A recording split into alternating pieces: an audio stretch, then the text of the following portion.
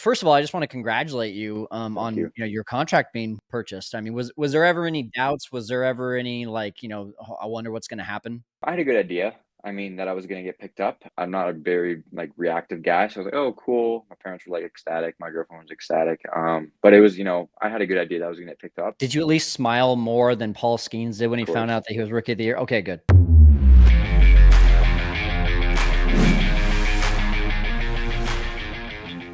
Cubs fans, we've got Mr. Owen Caissie from Arizona right now. And that's by the way, Casey with two eyes for those of you that just have not taken a deep enough look at that name. I made that mistake myself back in spring training last year. But Owen, what's up, man? Happy you're here. What's up, man? I'm glad to be here. Happy to be on the podcast. Awesome. So, hey, really quickly, I just got to know what's the worst redhead joke you've ever heard Jokes? I don't know about jokes, man, but or jab at you? jab? Um, Do you get them a lot? no, honestly, no. Really? I No, mean, and I like, get, see I if I guess get if them from the fans, it's like you're the, ugly duck. Or like it's like something like that, like something dumb. But like honestly, I don't get them a lot. well, I mean, you are 6'3"? Yeah, 6'3", 6'4", around Yeah, there. yeah, yeah. Probably too many people don't wanna get on your bad side, right? I'm a nice guy. Don't worry. Hey, listen, I was taking a lot of time trying to figure out who your swing looks like, and I swear it was, like, on the tip of my tongue, and I looked up a few guys. I went down the rabbit hole of, like, Trot Nixon, maybe Carlos Pena, and I was like, "No, it's not quite there." Does anyone tell you who your swing looks like? Honestly, no. And like Really? I no, really. I mean, like I'm taller. I don't have a high finish. I have a low finish. You do? Sometimes I finish with two hands. Sometimes I don't. Like it just whatever happens happens. But like So honestly, no. okay, I wanna, like, a little psychology for you here. I was watching your interview with Mick Gillespie from last year, and you told me that you became a really big baseball fan after watching David Freese Oh beat yeah. the Rangers. Now, David Freese has that low finish. He has that every once in a while. It's two hands and then it's one. Like, is there any sort of like maybe because that's the first guy you started watching that you really are like, that's the guy that I'm going to model my swing after without even knowing it? I've never even thought about that, but you never know. It could be. I know what you mean though. He does have a low finish, but Yeah. yeah, I vividly remember Are that we whole are we entire World having some Series. aha moments right now? I don't know. Maybe I have to think about it more for sure. Well, hey man, I'm stoked that you're here. We're gonna talk about a lot of stuff. We're gonna really, of course, talk about your road to Wrigley and um, a lot of anticipation. But first of all, I just want to congratulate you Thank on you. your contract being purchased. I mean, was there ever any doubts? Was there ever any "Oh, I wonder what's going to happen"? I had a good idea. I mean, that I was gonna get picked up. And I obviously wanted to stay with the Cubs. I love the Cubs, and everything found a place, and they did select me, which was nice. Very cool feeling. I didn't really have that much. I'm not a very like reactive guy, so I was like, "Oh, cool." My parents were like ecstatic. My girlfriend was ecstatic. But it was, I had a good idea that I was gonna get picked up, and I'm just really happy to be still a part of the Cubs. Yeah, Did you at least smile more than Paul Skeens did when of he found course. out that he was Rookie of the Year? Okay, good. As long as long as you had more than a reaction than he did, then we're good. Yeah, yeah. Do they let you know, like, hey, we're gonna pick up your contract, or hey, like you're probably gonna be picked up? Are you hearing any rumblings before you actually get that news along with the fans from an official press release? Honestly, I would say it's org to org. Really different. I heard I don't know how many. I think like 30 minutes before the deadline. Mm, Um, wow. but I really think it's based on what organization and what they do. Because I was on my Instagram feed, um, looking at just let's say MILB Central posted something or something like that. And it would say 2 hours ago, so it would be like 10 o'clock in the morning. Oh, let's say Colson Montgomery out of the 40 man. Oh, that's early in the day. But I really just honestly, for myself, I knew if it was gonna happen, cool. If it wasn't, cool. But I wasn't. Yeah, it's definitely org to org. That's for sure. Well, and one of the things that I know is that before you were traded to the Cubs, you're 18 years old, and you said in an interview, I can't remember where it was, but you said like, "Hey, I'd heard that I might be traded." Like, would you? Which way do you like? Would you like to hear those things that might happen, or do you want to be surprised down to the deadline? I don't want to see things and like think about it and fill my brain with that. I just feel like if it's gonna happen, just call me, or like if I just see it, cool. That's what happened. I don't want to be filled with all these like ideas and what could happen and play, like play GM. I don't want to do that, and I don't Okay. really want to know. That's why I'm really not big on social media, especially Twitter. There's a lot of rumors and stuff happen on that app, and I honestly I just like to know when it happens rather than just like fill my mind with ideas that like what possibilities and everything like that. Dude, good for you. I mean, if it wasn't for business, I would be off of social media. It is such a distraction, and I mean, you can go down the rabbit hole really quick, especially with Cubs Twitter. I Oh mean, yeah, don't get me wrong. I'm still on Instagram, okay. but Twitter's. Whew, oh yeah, Do you find yourself on Instagram like just going through reels? Are you like what's your thing on Twitter? dude. My on Twitter. Oh, I don't know. Sorry, I'm not I meant Instagram. on I meant Instagram. Instagram. Sorry. Yeah. Dude, my whole entire explore page is just like food. It's just like steak, like these massive ramen bowls and everything like that, and like obviously baseball more in the season rather than now, but it's literally like all food. It's funny. So, like, when you are going through your Instagram and you see food, like, which of the ones are you stopping to watch the whole thing? And is it, like, advising you to go to certain restaurants, or is this, like, more of a cooking side of things? Cooking side, like how Okay. to Are you make a this cook? dish. I mean, my girlfriend's better cook than I am. But like I just cook myself a ribeye steak with potatoes or something like that. Like nothing crazy. I'll just look at the dishes, but honestly, I'm too lazy. I'm very simple. I don't need to eat these extravagant dishes. I'm pretty simple, so I just stick to the same things. Okay. Okay. Hey, before we get into some Cubs stuff, I heard through the grapevine, and we're testing my source on this, that I know you were roommates with BJ Murray. Did you go to the Bahamas and meet his family? I did not know. Did Okay, not go to the Bahamas with his family. Yeah, my source is out. It's out. no, yeah, I didn't go to the Bahamas. No, I had heard that, and I was like, "Oh, that would be cool to talk about." But hey, I did. I've met his yeah, parents before. They come to the states. I mean, like, great people. Yeah, that's awesome. yeah. I mean, when you talk to BJ, because he actually grew up in the Bahamas, right? Yes, he did. Yeah. Uh, what was that like talking to him about like life in the Bahamas?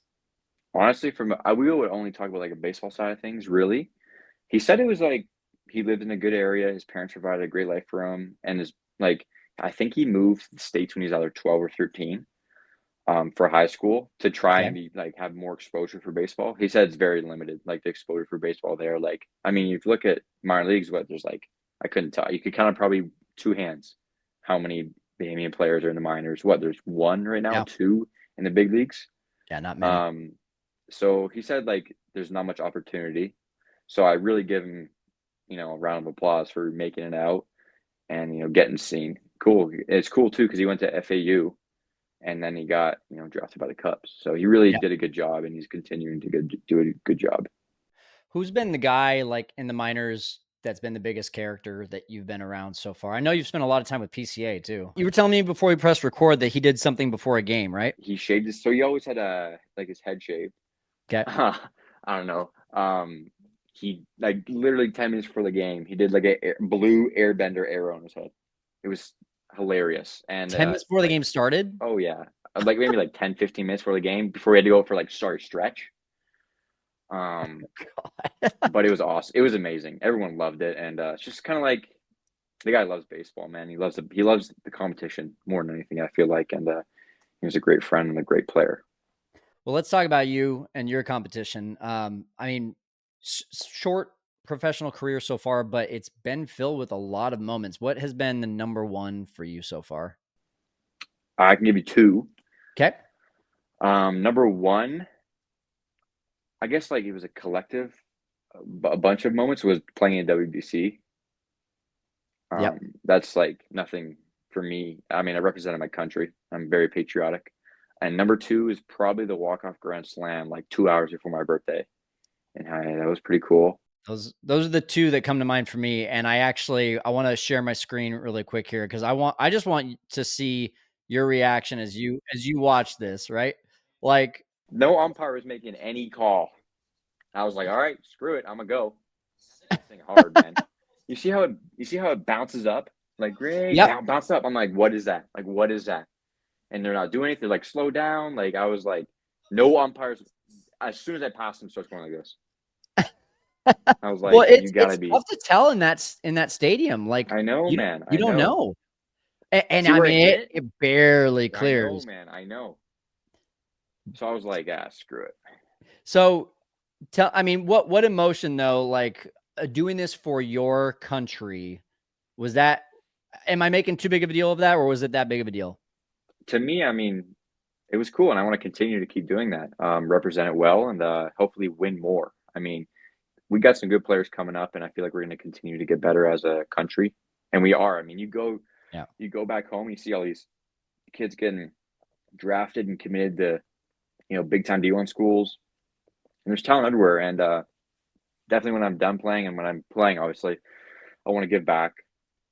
And I just want to represent Canada as a whole that we can play ball. Yeah, I love it. Is that I know that's PCA, is that Triantos? yeah, oh yeah, Did you but even yeah. know they were there? No, I didn't. And they was like, dude, what the hell were you doing? Why are you running so fast? I was like, I don't even know. I love it, man. Well, I was really happy that you said that because I was like, I'm gonna just have this video queued up just Stand in by. case. Yeah. Yeah. Um, so yeah, the Grand Slam too. I didn't realize that was right before your birthday. So I mean, what is it about baseball players, dude? Like, it seems like on their birthday, stuff happens. Like, was that the only thing for you, or has that happened before? I don't even know, honestly. I mean, I feel like when you do something right before your birthday or on your birthday, it gets like amplified, right? If you don't For do sure. anything birthday, it's just another game of ball. Maybe Right. what it is. So I feel like that's what it is. But honestly, I want to say another two good moments in my baseball career so far was winning back-to-back championships. One with High A, the Southern Cubs, and the Tennessee Smokies. That was pretty cool because we had like the same core guys that we won Yeah. those 2 years in a row. So I mean, that was also very, very cool. Well, and of course, all us fans, we are just hoping that that means eventually a championship up with the big club. And I want to transition into that in a second here, but let's just talk about the Iowa season for a second before we start talking future with the Cubs. Uh, I think it was your first season where you started with one organization and ended, or with one level and ended with one level. I did it last year too in Tennessee. I started Okay, double A, ended with double A. so what what would you say in comparison to those 2 seasons, 23 versus 24? A couple questions. Number 1, what was the difference? But also, like, what did you learn about yourself being in AAA all year? The biggest difference I feel like is the pitchers were a lot smarter and the game was just more clean. Mm, Like you had guys that had been there and you obviously have like really good, players like everywhere. Like they always had a plan, base running was good. Every hitter had a better eye. It seemed like a lot more like good takes, all takes. And what I learned about myself, well, like for me, it was such a big learning year because I had to like combat that, I felt like it was more of like a cat and mouse game between the pitcher and the hitter. Like if you did one thing well, the pitcher would come back next time and like do a different thing well, and you had to adjust. Whereas like okay. as a hitter, you really had to stay white ball in the middle and just stay on fastball. And I'm not gonna lie, like mid year, I got off the fastball and like I was like, this is they're kind of throwing me a curveball here. Yeah. But it was honestly just a really good learning year, learning about myself and being around guys who had been to the big league level really helped me and gave me insight and info on the game. And I just further heightened my baseball skills, mental So and physical. yeah, let's talk about that for a second. I mean, when you think about it, WBC, right? You're around Freddie Freeman, which I know in another interview you had mentioned really dialing in on your daily routine was something you really learned from him. You were around Larry Walker at that time, and now, like, I think about it from you and PCA have really been like 1 and 2 in terms of he's been just one step ahead of you, just mainly because of age.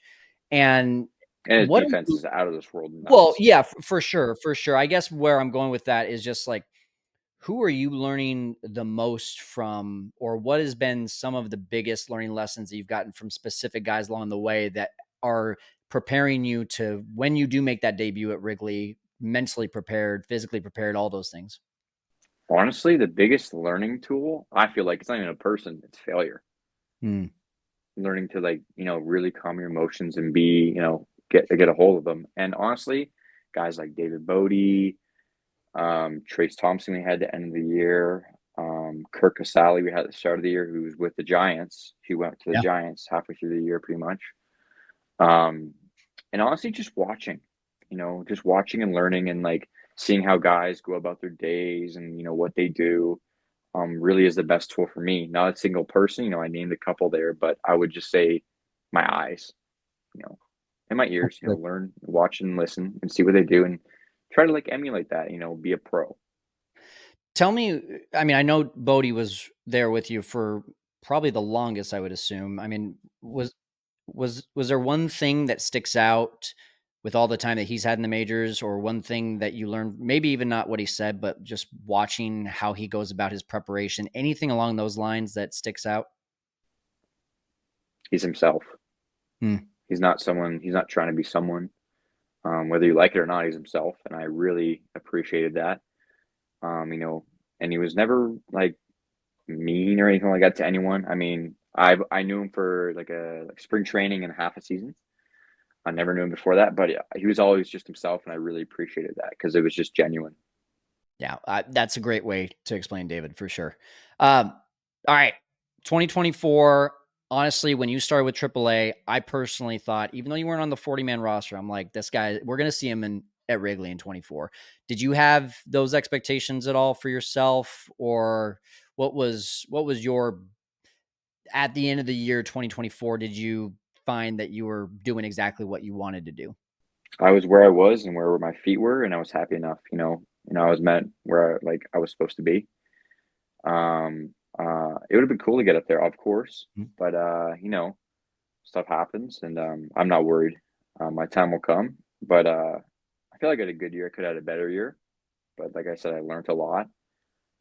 But no, I mean, obviously, you fill your head with these thoughts. Oh, I gotta get up this year. It'd be cool to get up this year. This is my year. But I realized that like I am where I'm supposed to be, and it's just every year is a stepping block to where I want to go and what I want to be as a baseball player, and contribute to the Chicago Cubs.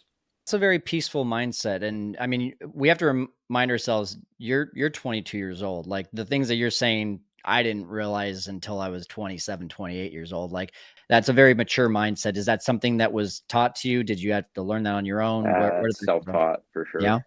And honestly, like BJ Murray, like the guy Mm, is like so peaceful, carefree, be here, it doesn't matter. that's good. And like being his roommate honestly helped me with that a lot. And honestly, the game of baseball, it really beats you down if you're hard on yourself. And so those two things, and just growing up and realizing that there's no reason to be crazy and just be where you are. And if you work hard and you treat the game right, you know, you never know what'll happen. But I like to think if you treat the game right, the game will treat you right. It's good. Um, so just being a good human too. But just being where your feet are, Pete says that he has that on his glove, like be where your feet are, like the abbreviation of it. So it's just kind of being where I am, and not being somewhere else. Just in this moment of time, not in the future or the past. I love that, man. But at the same time, right? Like I'm sure you have either had dreams or daydreams of Of course, actually making that debut. What does that look like when you picture that in your mind? What are the things that stick out?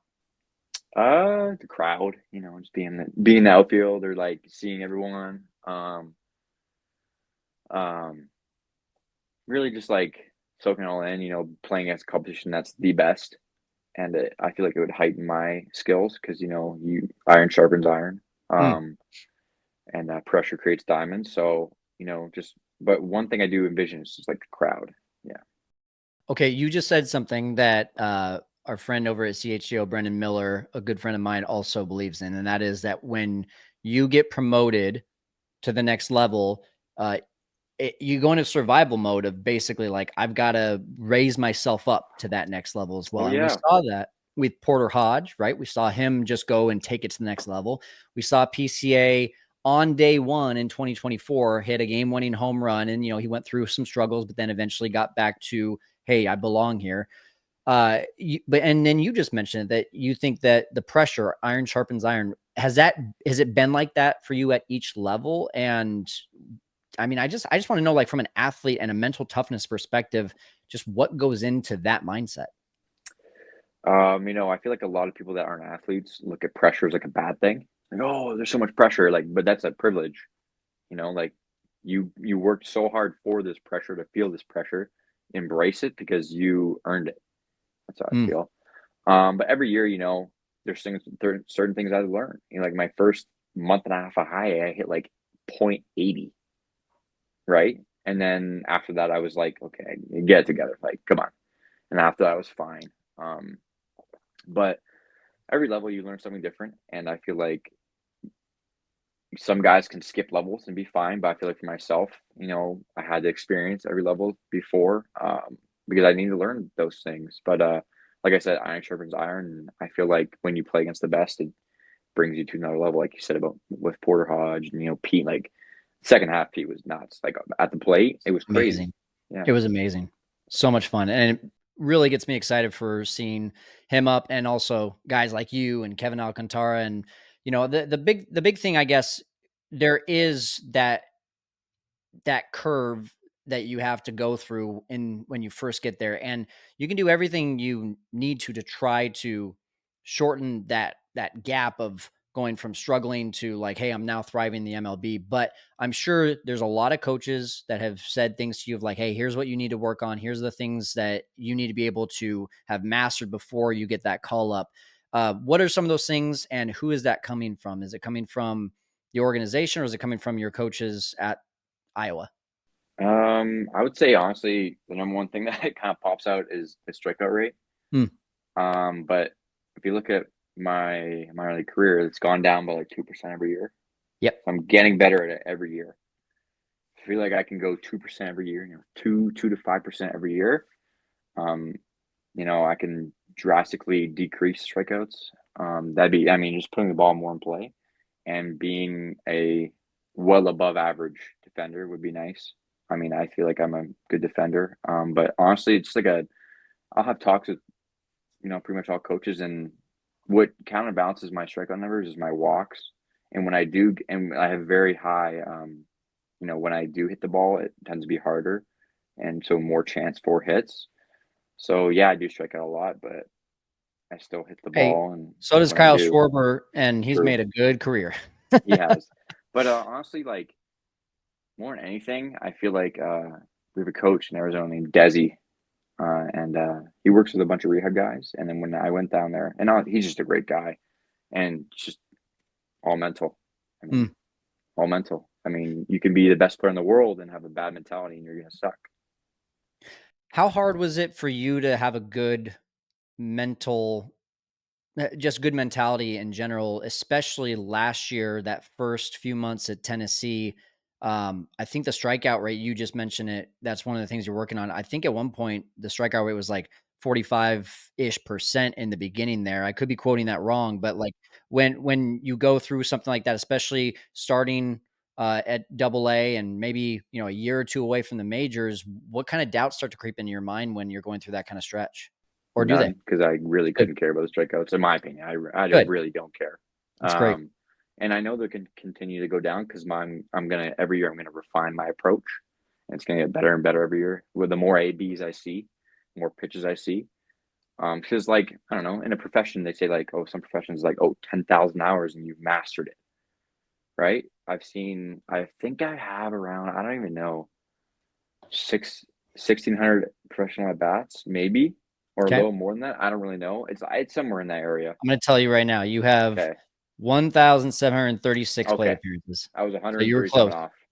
Um, you know, just think when I have 2,000 more or 1,000 more, It's just like training my mind, seeing all these pitches pitch over and over and over, and I can refine my approach. So in reality, I really do not care about my strikeouts. So another mental question here is you were traded to the Cubs for Yu Darvish. He had just had a runner-up Cy Young award-winning year.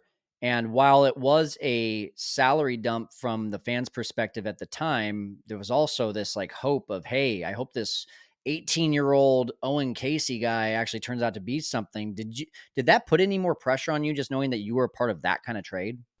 No, I just like playing baseball. Really, I mean, it didn't really put any pressure on me. You know, thank you for the Padres for giving me an opportunity to get into professional baseball, especially during that whack year of 2020. I was nuts, especially living in Canada too. I mean, it was tough. But I just wherever I'm going to go, I'm going to love playing baseball and I have fun doing it. What was that year like? I mean, I didn't even think about that with you being in Canada. Yeah, what kind of struggles did that create?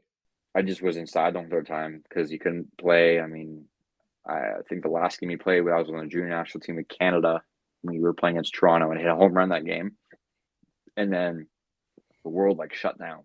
Yeah. Went home, and then I got basically drafted off my that video. Those 1 week of playing, and then video I would send in the teams. So it was You crazy. you personally sent it in? My advisor at the time would. Okay. Wow. It was like it was crazy. And you were just what, 17 at the time, right? Yes. That's crazy, man. I mean, at what level were you even having conversations with teams before the world shut down, or were you? I was having conversations my whole entire 12th grade year with teams. And then say I'll get on a Zoom with one team or something like that. And then when COVID restrictions kind of got lifted, they would come to my house and do like an in-person meeting and stuff like that. Okay. Yeah, Okay. yeah, Got it. Wow, that's crazy, man. So now, right, you're in Arizona getting ready for the season, and I know that you were in Florida last year, but now in Arizona. What's a normal day in Arizona look like for you while you're getting ready for spring training? get up, either make breakfast here, which is like, I don't know, 5 eggs, an apple, and then like, I don't know, toast or something like that, creatine, all that stuff, protein shake, and then, or either have it at the field, same thing. Work out, mobile, I stretch. I mean, I'm not doing any baseball activities right now. Um, some guys do, but I don't want to this year. I have in the past. I feel like I don't need to. It's pretty like low key and chill right now. I'm not gonna lie. Stuff starts to ramp up really after Christmas in the new year. So you said Yeah. no baseball activities. Does that mean you're just working out? Yep. Working Okay. out, Is it eat at the work. facility? Yes, it's at the facility. Yeah. Got it. Yeah. So that's interesting to me. I mean, like I think, and there's a rumor going around. I don't know how true it is, but that like Dansby doesn't take a single ground ball on in the off season. Again, I don't. I have I no idea. have no idea Yeah. either. But there is that like curiosity from a fan's perspective of why is that a good thing? Is that just something for you to not do baseball activities? Is that a mental break? Is it a physical break? What does that do for you that you feel like you need that break? I mean, I played 100 and I had a full season. I Yeah. mean, sometimes you just want to get away a little bit, and it's honestly whatever the guy wants. Personally, I know guys that swing all the way year round. And like do baseball stuff all year round. And I was like that in high school, because I just hit inside all the time. But I feel like I'm in a spot with my swing and my mentality where I don't really need to, and I can think about it rather than actually do it, and I can still, I guess, train my mind to do it because I think about it all the time. I'm not completely shut off from baseball. I'm at the facility. I'm actively thinking about it. I'm addicted to baseball, so I'm actively thinking about these things, but it just really depends player to player, whether that be physical or mental. But for me, I Mhm. would say it's more, um, physical than anything. I don't really need to. I think fans are always curious, like who is spending time in Arizona during the off season. Who else are you seeing at the facility? I know Toronto's was here, BJ was here, Pete's here and there between LA and here. Ed Howard's here, and a bunch of people, like a lot. I mean, for the Cubs at least. I know some orgs are different, but the Cubs really do a good job of bringing guys in and be like, hey, use the facilities we have here. That's good. What about guys that are up in the majors? Do you see any of them yet, or is that something you expect more after the holidays?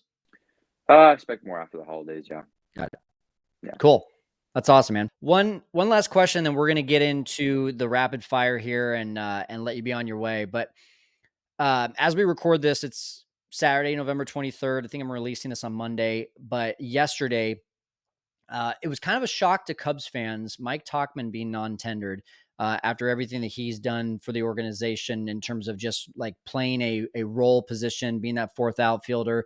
And if you look at Cubs Twitter, everyone's saying it's because Owen Caissie's coming up. So I want to know from you, does that even send you a message seeing something like that? Do you even think twice about it? Where does your mind go for that? Even if they didn't non-tender him, in my opinion, I feel like I could still break through. So it really doesn't matter to me. I still have to win the job. I'm saying that could be middle of the year. You never know, out of spring training, end of the year. It really doesn't matter. It really doesn't put anything in my mind because, there's still many other options. But, I did see that. And, Mike did great things for the organization. And hopefully someone picks him up. A great player. But no, it really doesn't, give me like, oh, this is for me type of like feeling. I still have to win it, and I'm going to do everything in my power I can to do that. I love it, man. All right. Yeah. You ready for our rapid fire? I am, yes. All right, let's do this. It's called the 27th Out. We're going Okay. to start with, what show are you watching on Netflix right now? I do not watch shows. Okay, how about best movie that you've watched on Netflix recently? I just watched The Revenant. That was very good. Is that the one with Leo?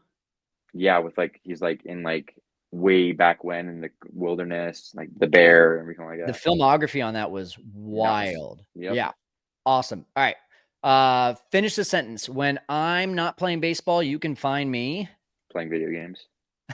What's your go-to video game? Call of Duty, Fortnite, everything like that. All right, Yeah, cool. yeah. I can picture you and Steele this next year doing that in the clubhouse. Uh, Favorite meal? a ribeye with I don't know, potatoes and broccoli. Really simple. I'm Yeah. sure you're picturing it right now on your Instagram, right? Favorite player growing up? Oh, I loved Edwin Encarnacion. Okay. Yeah, I really liked watching him. I mean, he wasn't playing when I was growing up, but I like watching videos of Barry Bonds. I always have. That was a special time. That was more of my era. That was fun to watch. Mm-hmm.